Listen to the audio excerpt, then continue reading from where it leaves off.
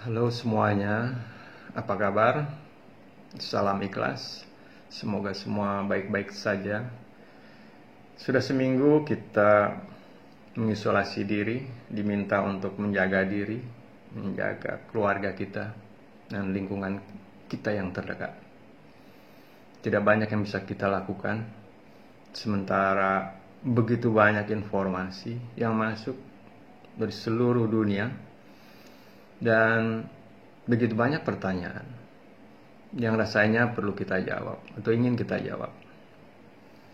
Dan karena itu mungkin tepat kita ngobrol, kita saling berbagi.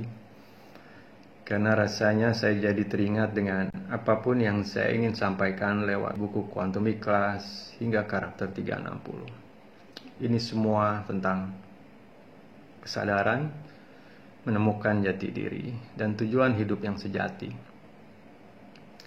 Nah, kalau kita perhatikan apa sebenarnya yang dibawa atau pesan apa yang dibawa oleh COVID-19. COVID-19 ini membuat kita atau memaksa kita masuk ke dalam sebuah pemahaman yang sebelumnya mungkin tanpa sadar kita bicarakan fenomena ini secara masif, yaitu disrupsi dan shifting. So inilah tampaknya arti dari disrupsi dan shifting yang sejati, di mana kehidupan kita terdisrupsi, diacak-acak atau diputar balik dari kehidupan yang kita selalu penuh kepastian. Maka kita lewat semua ini dipaksa untuk shifting menuju hidup tanpa kepastian, ketidakpastian. Setiap menit, setiap detik, setiap hari, berita apa akan datang besok kita tidak tahu, dan kita tidak tahu harus berbuat apa. Dan juga sebelumnya kita selalu mengejar percepatan, lebih cepat dari yang lain. Maka hari ini kita harus shifting, dipaksa untuk memahami arti dari perlambatan, bahkan disuruh diam kita, dipaksa diam untuk memahami apa arti diam itu. Dan dari biasa kita hidup di tengah keramaian makhluk sosial, maka kita harus shifting. Social life kita terdisrupsi, kita shifting untuk menuju pemahaman akan kesendirian, bahwa kita hidup sendiri sekarang, dan kita tidak tahu, tidak pasti apa yang bisa terjadi pada diri kita dan dari orang-orang di sekitar kita. Nah, dari titik di mana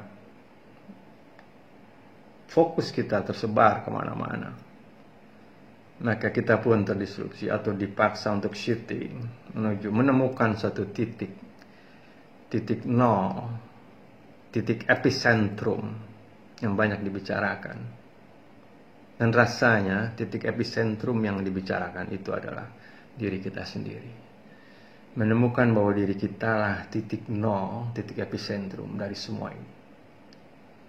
Dan untuk apa itu diberitahu kepada kita? Apa yang diminta kemudian ketika kita